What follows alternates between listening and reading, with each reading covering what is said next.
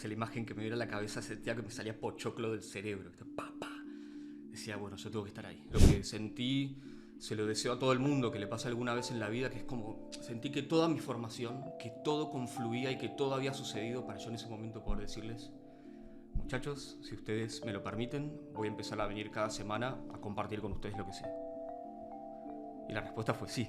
El minuto 1 que yo cruzo la 9ª puerta, que es la puerta que me abre al pabellón universitario, es todo gratitud. Yo siento como que me tiran una alfombra roja y a veces es hasta incómodo porque no me dejan ni cebar un mate. Delincuencia hay de todo tipo, ¿no? Pero presos van nada más que los pibes pobres. La cárcel está llena de pobres y no. Está claro que no son los únicos que delinquen. La desigualdad y los momentos de crisis, y se nota en la cárcel, hace que aumente cierto tipo de delito que tiene más que ver con la desesperación que con la maldad. Bueno, hola Coco, bienvenido. Hola Juana, gracias por la invitación.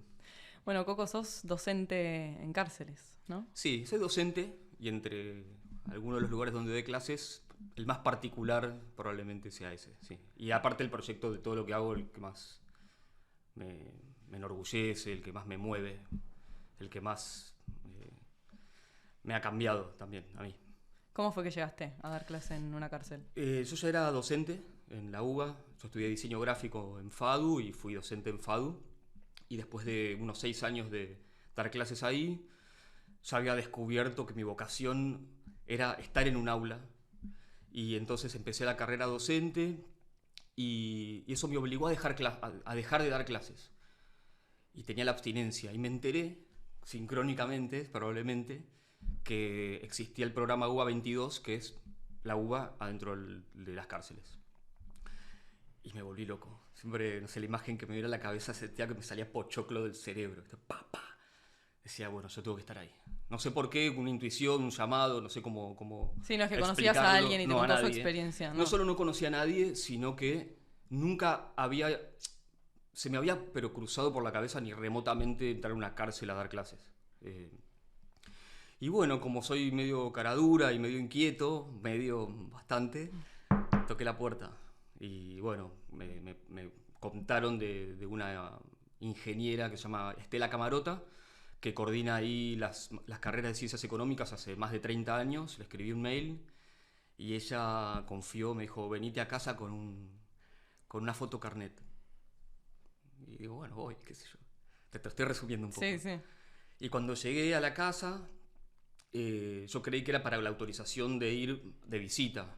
Y no, y ella me estaba haciendo el carnet, como el free pass de docente. Ella confió, ya obviamente... Bueno, ya tenías una trayectoria. Ya tenía una trayectoria. Y además ella sabía que había un grupo de detenidos que iba a estar necesitando el conocimiento que yo podía aportar. Claro, por eso te iba a preguntar, el diseño siento que es como muy particular en relación a las ciencias económicas o demás. Sí. ¿No? Sí, pero bueno, en este caso, digamos, forma parte de los talleres extracurriculares de ciencias económicas que van en torno de que los detenidos puedan rearmar su vida con un proyecto productivo, y ahí aparece la comunicación, claro, ¿no? Como el diseño gráfico, la identidad, el cómo difundir un proyecto. Y el primer día que entré, ese primer día, me lo acuerdo de punta a punta. Yo no me acuerdo que almorcé ayer, pero ese día me lo acuerdo entero. ¿Cómo fue? Me lo acuerdo desde la noche anterior.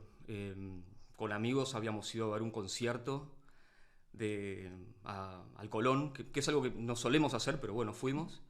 Y cuando fuimos a cenar les dije, miren chicos, yo mañana voy a ir a la cárcel. Y todos, ¿qué vas a hacer a la cárcel? Y bueno, les conté. Para mí mi día arranca en ese momento, pues fue muy significativo como ese concierto también. Y bueno, y al otro día entré, la reunión, ese primer día que fui, duró 4 horas de reunión en una mesa un poquito más grande que esta, con unos 10 detenidos que estaban ya avanzados en sus carreras, en ciencias, en administración y en derecho, y habían pensado un proyecto propio para autogestionar su trabajo. Hay un gran problema, uno de los grandes problemas que hay, es que cuando salen no consiguen trabajo por tener antecedentes penales. Y a veces, no solamente por eso, sino porque cuando ven que viven en una villa, claro, no, a este pibe no lo contrato. Entonces, eso recrudece la problemática, porque salís sin trabajo Y bueno, la verdad que se complica para cualquiera estar sin trabajo, para alguien que tal vez viene de contextos muy marginales y que ya delinquió y que por ahí tiene líos grandes económicos.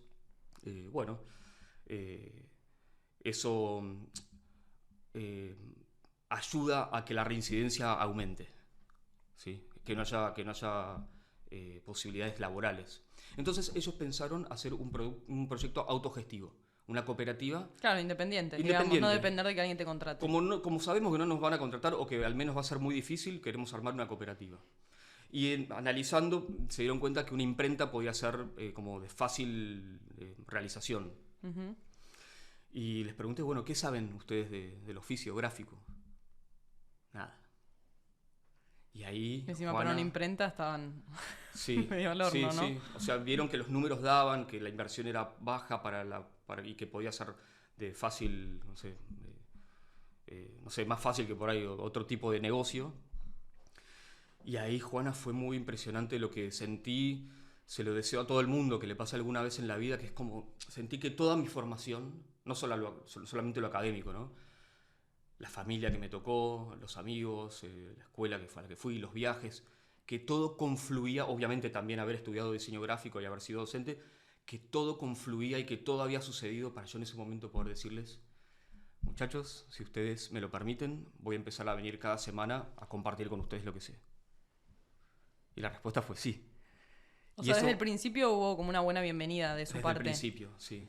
Y eso fue el 13 de septiembre de 2012.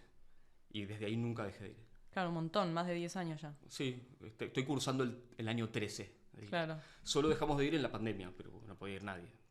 Pero estos mismos detenidos que vos me decís que estaban como armando este proyecto, ¿era pensado para cuando salieran de la cárcel? Sí, sí, pero comenzaron antes, pues ya podían ir armándolo antes. Digamos, el proyecto incluye familiares, incluye madres. Digamos, desde afuera las familias también iban ayudando a conseguir espacio, a hacer trámites, como no sé, la personería jurídica, cuestiones legales que bueno, que ellos desde adentro no podían. ¿Pero estos 10 coincidía su fecha de salida como para poder hacerlo juntos? No, pero iban saliendo. Ah. Iban saliendo. La idea era, bueno, vamos saliendo, lo vamos haciendo, lo vamos armando. Y bueno, y un año y pico después, a partir de ahí yo empecé a ir a dar clases, ¿no? Como de lo que es teoría de diseño, software de diseño, y organizamos unos ex estudiantes míos que por corazonada yo sabía que iban a querer y que iban a poder aportar.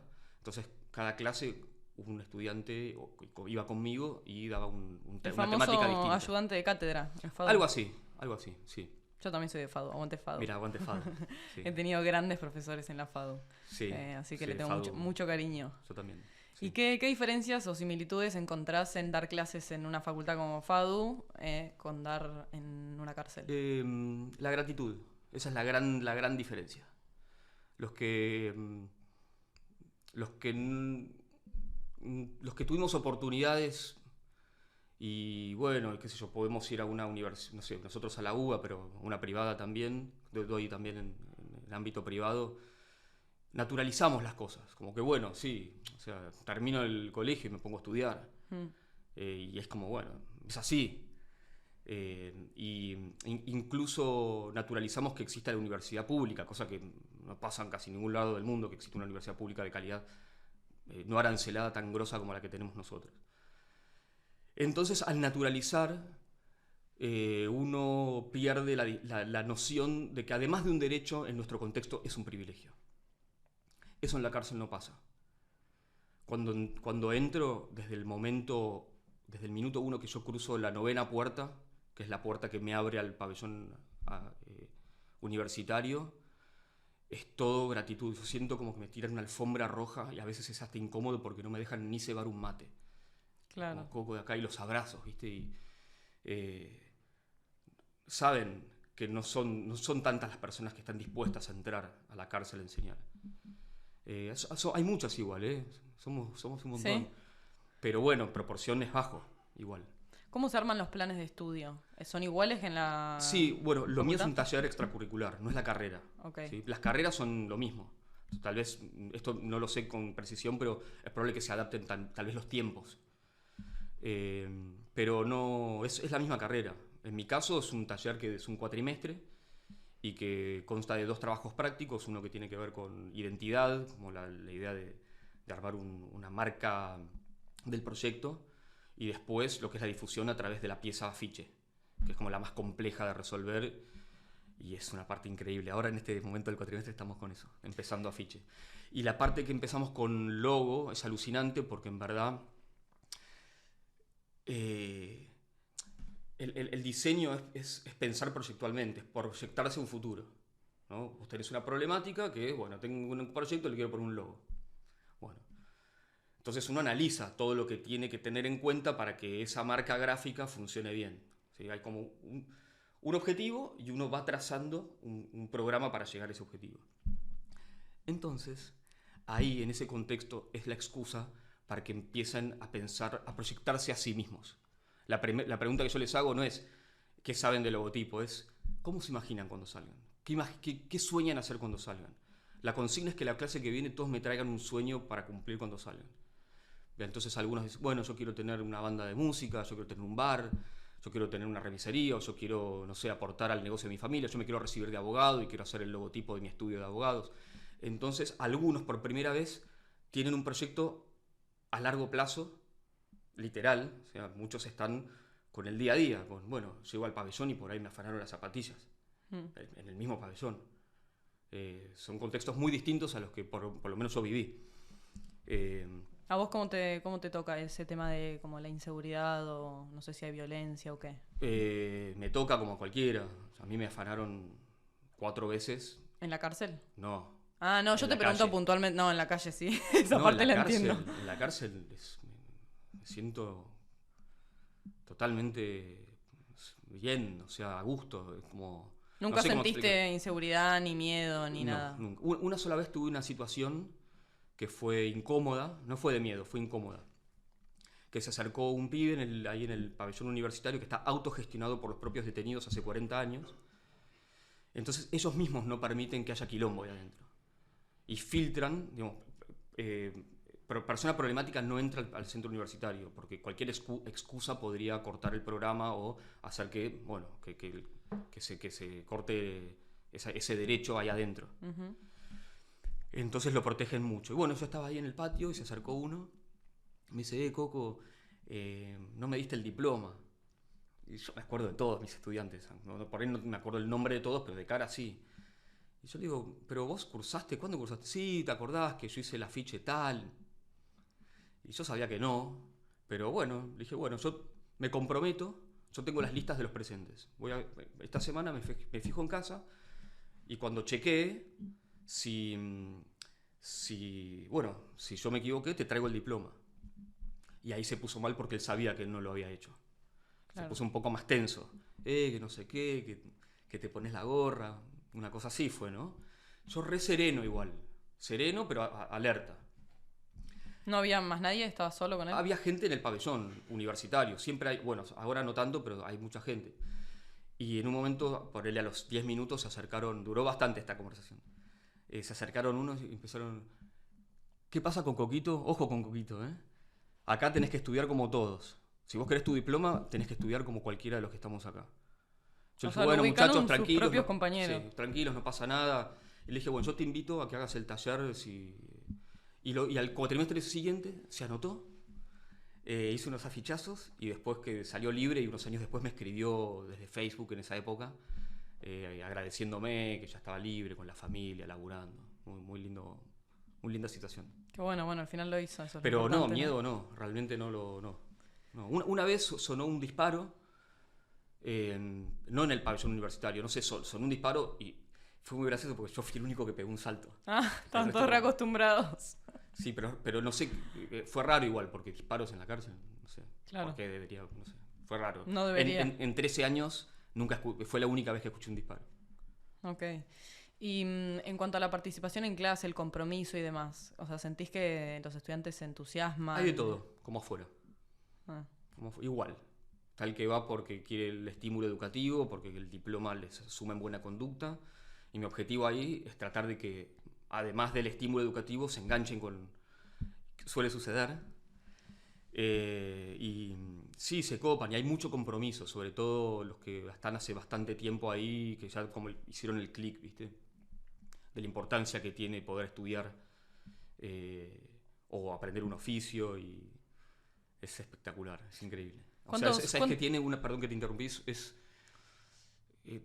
muy potente la carga de propósito que tiene. También hay un propósito en el ámbito libre. Yo amo entrar a un aula, sea afuera o adentro. Pero pasa que adentro el contraste de las carencias y de la dificultad que uno ya sabe o asume que van a tener cuando salgan hace que bueno, cobra un vuelo distinto. ¿Entablas un vínculo diferente con tus alumnos de la cárcel en relación a quizás los de FADU? Me lo imagino en relación a mi carrera en FADU, que quizás he tenido 1 o 2 profesores con los que tenía un vínculo más personal, pero en general somos 150 alumnos por aula, es muy difícil, o sea, en general ni saben tu nombre, y no por desinterés, sino porque realmente es imposible. Y bueno, quería saber si justamente hace tantos años que vas a la cárcel, y imagino que en general deben ser medio los mismos. Asumo que algunos van saliendo y entrando, pero hay muchos que tienen... Cada cuatrimestre se renueva el grupo. Pasa que algunos hacen ese taller y también estudian otras carreras u otros talleres. Entonces me los sigo cruzando. Sí, se generan vínculos muy fuertes a veces. Con algunos no, igual que afuera. Con algunos uno tiene afinidad y charlas, y yo siempre trato de quedarme a almorzar, porque ahí es cuando, bueno, me quedo ahí como charlando, aprendiendo mucho yo, ¿no? Escuchándolos, entendiendo sus historias, qué hay detrás de esos nombres, de esos afiches, de esas caras, ¿no? ¿Y qué aprendiste?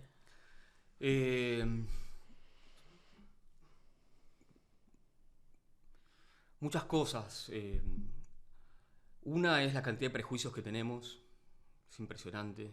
Incluso yo, las primeras veces que iba pensando que no los tenía, porque por eso estaba ahí, ¿viste? En la cárcel. Y los prejuicios que tenemos es impresionante. La incapacidad muchas veces que tenemos de ponernos en la piel del otro. ¿Quién sería yo si hubiera nacido en ese contexto? No lo sé. Aprendí la voluntad inquebrantable que algunos tienen cuando quieren salir adelante a pesar de todo. Eso es muy ejemplar. Hay personas que decís, ¿cómo con todas estas adversidades están viniendo acá a estudiar y después vuelven y se reciben de una carrera y proyectan? Aprendí que vale la pena intentar. Siempre. Yo siento que entro al aula con una bolsa de semillas, afuera también, y las desparramo. Y bueno, intento que alguna aprenda. Y yo sé que muchas no van a aprender, pero si prende una, ya valió la pena. Y eso a mí me conmueve muchísimo. Me conmueve mucho cuando estoy en la calle y, no sé, 3 o 4 veces por año me escucho en la calle Coco y me doy vuelta y es un exalumno que estuvo preso. Sí. Y los veo con la familia o laburando y el abrazo, y es muy conmovedor. Entender que no todos están condenados realmente. Cuando digo condenados no me refiero a estar encerrados, digo, hay muchos condicionantes. En la gran mayoría de la población carcelaria viene de contexto marginal, muy marginal, y económicamente también bajo. Y son condicionantes muy... No son determinantes, pero a veces sí. ¿A qué te referís con condicionantes? Y crecer en contextos violentos, crecer en contextos con ausencia de amor de las familias, llegar a la cárcel con alguna adicción, adicción al paco, no adicción a drogas caras, o a drogas que uno puede elegir si se quiere. Y bueno, son condicionantes realmente. Fuertes, muy fuertes. ¿Y cuáles son los desafíos? Bueno, el desafío... para mí un gran desafío personal es sostenerlo. Sostenerlo a pesar de la dificultad. No sé, no es fácil sostener eso durante tantos años. Y el desafío concreto es que que el pibe que pase por el pabellón universitario el día que salga no vuelva a agarrar el arma. Ese es el gran desafío. No depende solo de mí. Por supuesto que no es que me cargo al hombro un desafío tan grande, pero sé que es un eslabón importante el no solamente que aprendan un oficio o alguna carrera, los que tienen posibilidad de estudiar alguna carrera, sino que se puedan autopercibir como personas que tienen un futuro y que tienen la posibilidad de salir adelante de una forma distinta. Bueno, eso en relación a eso, que puedas hacer tu proyecto para qué vas a hacer después, está buenísimo, ¿no? Sí. ¿Te ha Arranco pasado con eso. Es la primera clase esa. Claro, uy, se cayeron. ¿Te ha pasado de ver proyectos que se hayan gestado dentro de la cárcel que después les haya ido bien? ¿Afuera? Sí, bueno, los chicos estos de la cooperativa que te conté al principio. La imprenta. La imprenta está trabajando hace muchos años. 1 año y medio después ya tenían la personalidad jurídica, un espacio. Ahora se mudaron hace poco a Barracas. Las personas que escuchen esto y quieran Necesitan una encuadernar imprenta. un libro o imprimir o lo que sea, Cooperativa Esquina Libertad. Es un proyecto increíble porque no solamente el trabajo, es un faro ese proyecto. Las cooperativas que salen de ahí son un faro para que otras personas detenidas vean que organizándose podrían salir adelante. Y también es un lugar de contención porque muchos salen con adicciones. Entonces un gran problema es eso, ¿no? La adicción, salir y bueno, como la necesidad de tener guita rápida para consumir, un problemón. Hoy en día creo que es el mayor problema que tenemos para...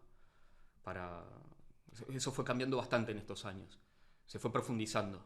Al principio no había tanta población carcelaria con problemas de adicción a este tipo de droga tan nociva, tan dañina.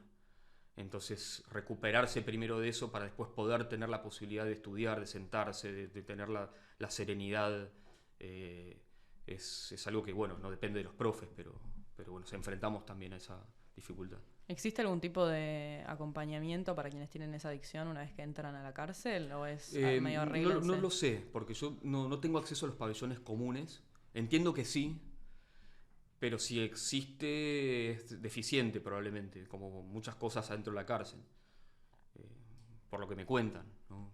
No sé, que por ahí algunos tienen algún tema de salud y no los visita un médico por meses. No es una regla, pero pasa. Entonces esto, bueno, no es una excepción, lo que es la salud mental. No, obvio. Te diría que es como de las bases, ¿no? De las bases, y bueno, sí. ¿Vos te convertís un poco en terapeuta además de profesor de diseño? No pretendo serlo, pero escucho mucho. Soy un escuchador. Soy un gran escuchador, me he convertido, pero no solo en ese contexto, digo, me parece necesario. Bueno, a veces incluso es eso, ¿no? Lo que se necesita, alguien que te escuche. Sí, te diría que el diseño gráfico es la disciplina que enseño, pero es una excusa. Mi taller es un puente para que las personas salgan del pabellón común y pasen al pabellón universitario. Sepan que en ese cuatrimestre hay un taller que está buenísimo, que van a aprender, que la van a pasar bien, y eso es la vidriera para ver que otras personas que están hace más tiempo están estudiando carreras, que les hizo un clic la cabeza, que pudieron dejar una adicción. Entonces es un espacio muy, muy virtuoso, el pabellón universitario en la cárcel. Hay que cuidarlo mucho, es realmente increíble. ¿Y de qué depende que ellos puedan acudir a la carrera? Bueno, primero que termine el primario y el secundario, ¿sí? Pero incluso en el pabellón universitario mi taller pueden ir personas que no hayan terminado ni el primario ni el secundario porque es un taller. Okay. ¿Sí? Entonces eso fue nada, es como una puerta más grande, y adrede, ¿no? Que puedan ir. Y depende, bueno, del incentivo, que tienen bastante poco incentivo.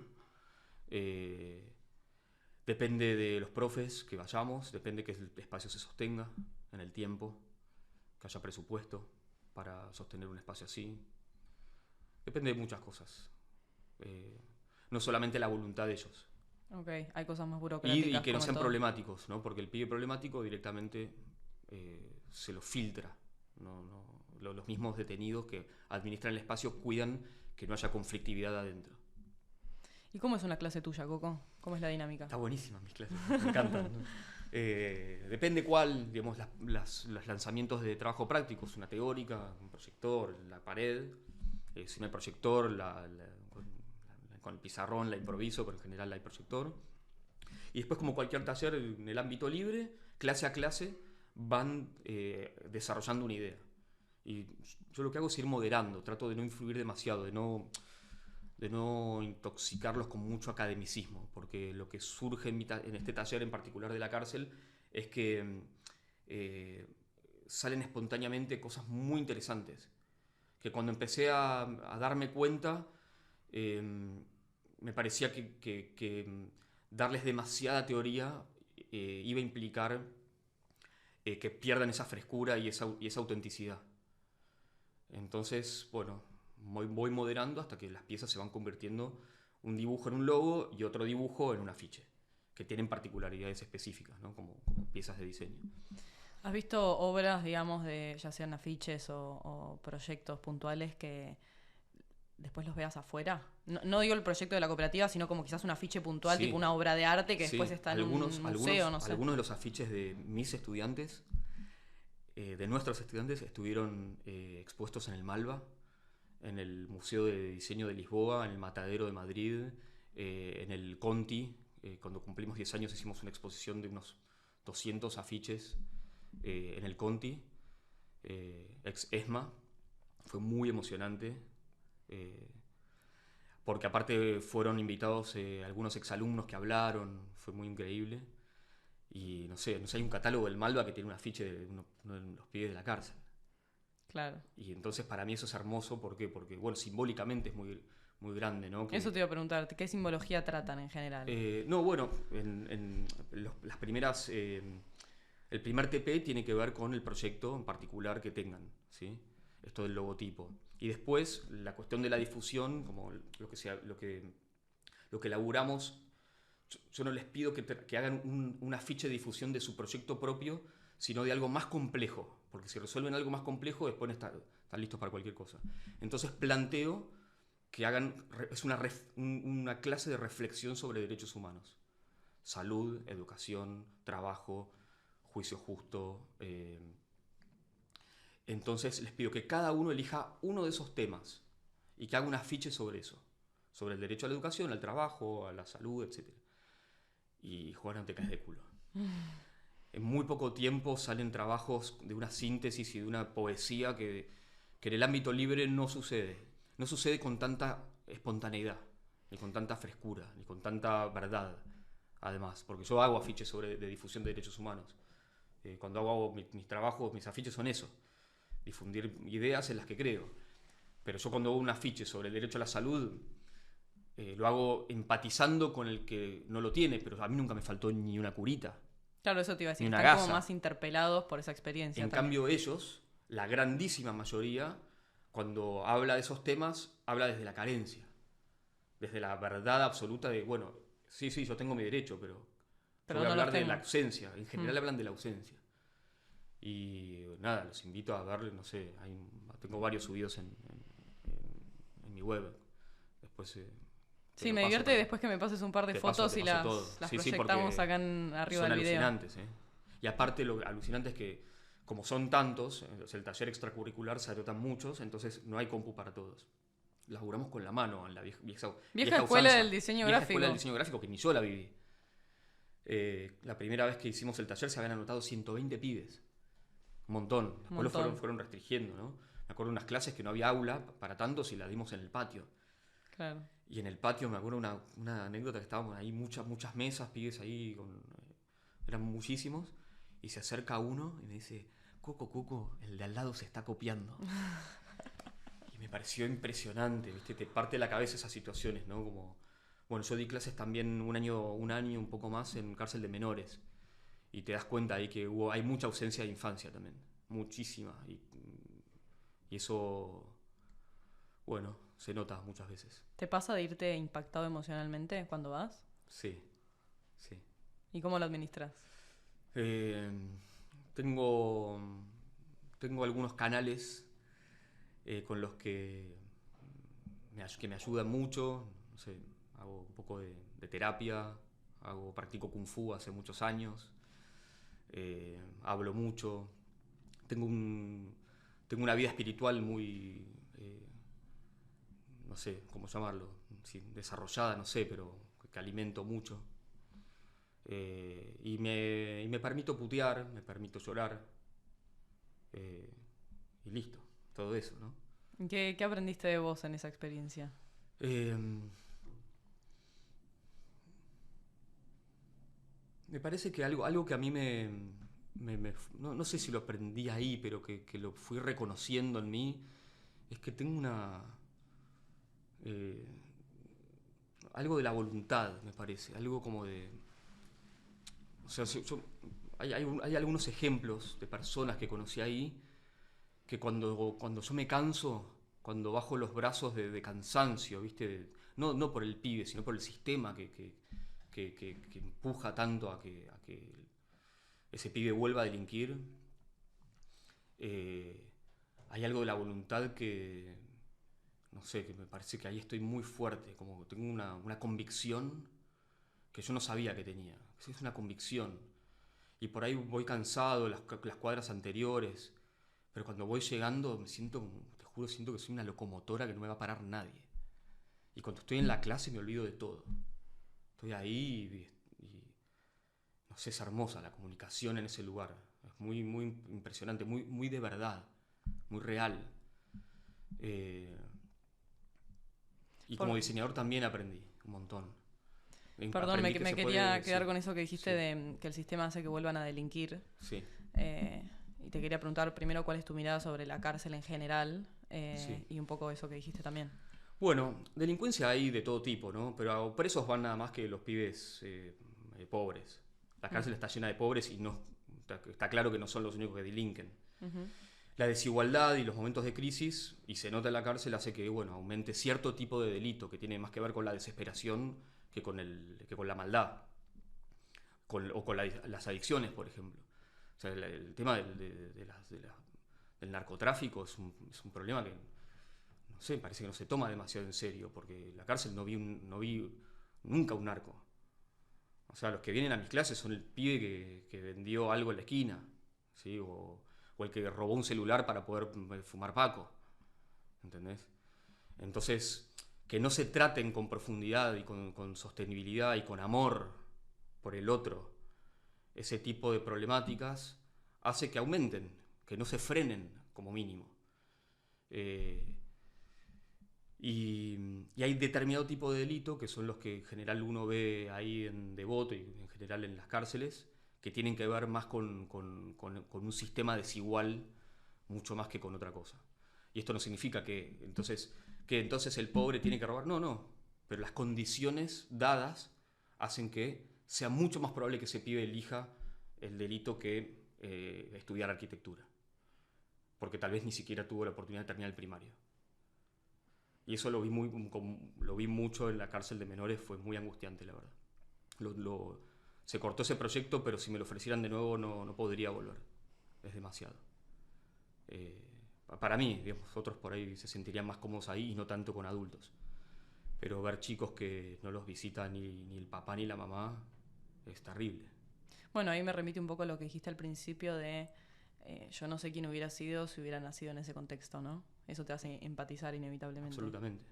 y no ponerte tanto en el juicio, en el prejuicio. Incluso Sí, cuando pensé las preguntas, que las del principio eran más como en cuanto a si te sentiste inseguridad y demás, me di cuenta y dije, estoy haciendo preguntas como desde el prejuicio en algún punto, pero que también es el que tenemos sí, pero todos. bueno. ¿Viste? Culturalmente se cree Sí, eso. sí. Son las que yo tenía antes de Claro. empezar también. Sí. Sí. Y de la libertad, ¿qué pensás a nivel como filosófico, estando tan en relación con Em, gente que está privada de su libertad? em, Creo que es un valor supremo, ¿no? La libertad. Eh, no estoy diciendo nada nuevo. Me hiciste acordar una anécdota de una vez ahí en Devoto, uno de mis ex estudiantes devenido en amigo y también en profesor, colega, un pibe de Fuerte Apache que ahí agarró un libro, decidió terminar el primario, decidió terminar el secundario, bueno, salió con dos carreras universitarias terminadas y hoy en día es docente. Eh, y él tenía salida, me acuerdo, un 2 de abril, después de muchos años de estar preso, Y entonces esperábamos esa fecha con mucha ansia, ¿no? Era una ilusión poder encontrarnos afuera. Eh, eh, y llegó esa fecha y no solamente no tuvo la libertad, sino que, como que, no sé, por cuestiones administrativas del derecho que yo desconozco, estuvo como un año más. Y yo estaba como derrumbado. Y él no. Y me sorprendió muchísimo. Y me dijo, yo ya soy libre. No necesito que un juez me lo venga a decir. Y me impactó mucho. El nivel como de cómo él había transitado todo no sé, su vida ahí adentro y todo lo que habrá reflexionado para poder llegar a esa certeza, ¿no? Y esa tranquilidad. Uno piensa un año preso, un mes preso, pensás y, no sé, me parece, no sé, me muero, me vuelvo loco. Bueno, sin ir más lejos, la población en general, todos experimentamos la pandemia, que era lo más cercano a estar preso para quienes nunca lo estuvimos. Sí, pero al lado y de era tu un familia. agobio. Pero Sí, que y era en estar tu casa, encerrado con tu sin... comodidad y un Porque montón de una cosas. de las cosas que aprendí ahí es que uno me dijo, acá, una de las cosas más graves es que no solamente estamos presos nosotros, nuestra familia afuera también de alguna manera está presa. Hay un afiche que hizo uno sobre eso que es impactante. Y, y entonces, bueno, nada, me parece... Yo soy de los que creen que no existe la libertad sin... que la libertad no es individual. Yo no siento que pueda sentirme libre hasta que no... eh, totalmente libre, quiero decir, ¿no? Eh, hasta que tal vez en este plano terrenal no pase nunca, ¿no? Pero es muy difícil la libertad individual eh, sin una igualación, si es que existe esa palabra, más Sin que sea transversal. compartida. Sí. Tiene que ser más transversal, ¿no? Creo yo. Y hay distintos tipos de cárcel, ¿no? Porque también todos... Waiki, Darío, que lo nombro porque él siempre me permite que lo nombre, es alguien que entendió que la libertad no es necesariamente física. Y eso para mí fue muy impactante. Pues para los que vivimos afuera, los que podemos salir a la calle, tenemos esa conexión con el concepto de libertad de lo físico. De bueno, si quiero me pago un pasaje a donde sea. O me voy a, no sé, o me quedo en de casa, los recursos o también. decido estar en casa. Y para mí fue muy impactante esa reflexión de él viniendo de alguien físicamente encerrado hace tantos años. ¿Y Una vos, serenidad tu libertad cambió desde que vas cotidianamente a la cárcel? Sí. Lo que cambió mucho es la valoración de todo, de todo. Eso se inició antes igual. A los 20 años yo tuve un accidente bastante fuerte. Y estuve un mes en el hospital y otro mes en cama en casa. Y ese hecho a mí me llevó a valorar profundamente lo simple, las cosas más simples. Y muchos años después, estando con esta experiencia de la cárcel, se intensificó muchísimo. Y ese día, ¿viste? Me preguntaste ese primer día que fui, Sí. a la noche tuve un asado con amigos, en una terraza de un amigo. Y desde ahí es muy difícil para mí estar en una situación placentera, en vacaciones, y en algún momento no pensar, no evocar la cara o el nombre o la voz de alguno de mis estudiantes en la cárcel. Como si de alguna manera yo pudiera transmitirles algo de esa libertad. Y eso me pone en perspectiva muchísimo. Sí. ¿Tenés amigos? ¿Consideras que tenés amigos adentro de la cárcel? Adentro no sé. Afuera hay uno en particular. Tengo relaciones amigables, no amigos.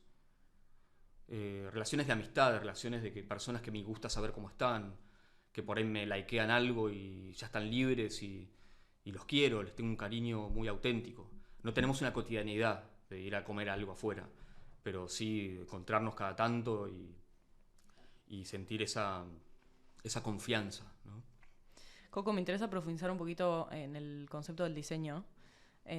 Yo capaz hablo un poco más desde mi experiencia, a mí particularmente me gusta mucho, estudié eso, pero creo que es una temática que no se le da como la la profundidad que tiene, ¿no? Como que se cree que es algo medio banal y como que, bueno, estás diseñando unos dibujos y qué sé yo y nada más. Sí, Creo sí. que es mucho más profundo que eso. Sí, yo lucho bastante contra ese. Claro, está un poco ese estigma, ¿viste? Sí, sí. Incluso a nivel universitario, tipo, También. decís que vas a hacer esa carrera y es como, bueno, es una carrera fácil, no Pero sé. incluso en los primeros años de carrera, muchos estudiantes creen que la cosa va de hacer cosas bonitas.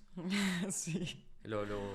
Me pasa en personas que han elegido esa carrera también. ¿Qué estudiaste? ¿Gráfico? Yo, no, indumentaria. Indumentaria. Indumentaria, pero la parte que más me gustó fue como la de medios expresivos, que tiene más que ver con lo gráfico, ¿viste? Sí.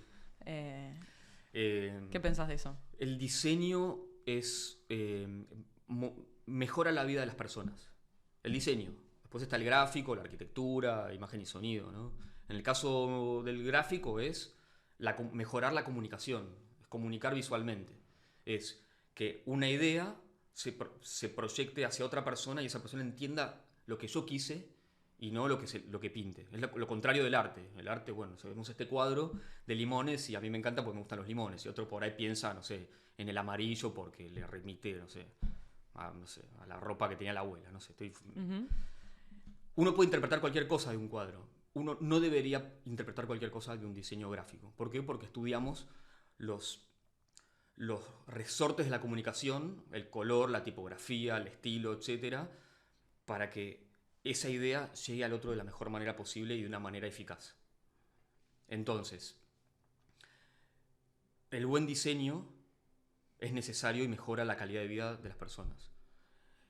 Y una de las cosas contra las que intento luchar es contra esa idea de que no es tanto una idea, es una realidad. El buen diseño es caro para estudiarlo, es caro para comprarlo, es caro para contratarlo, y me parece que algo necesario como el diseño, ya sea la arquitectura, diseño gráfico, lo que sea, no puede ser para pocos, no debería ser para unos pocos. Entonces muchas veces también lo que hacemos es talleres de diseño no profesional, sino como más de oficio, que una persona, no sé, con una colega que también dio clases conmigo en la cárcel, Lau, dimos clases en Lugano, en un lugar como en 4 chapitas, y bueno, y venían en general chicas re jóvenes con hijos a aprender a usar, a diseñar con el celu, que son changuitas que por ahí pueden hacerle la invitación de cumpleaños al vecino. Y había un estudiante que era Walter, que era plomero. Y él todo lo que diseñaba era afichetas y cosas para promocionar su trabajo como plomero y el del papá. Entonces el diseño no es solamente... a mí no me gusta la idea de que el diseño sea lo sofisticado. Es eso, pero no debería ser solo eso.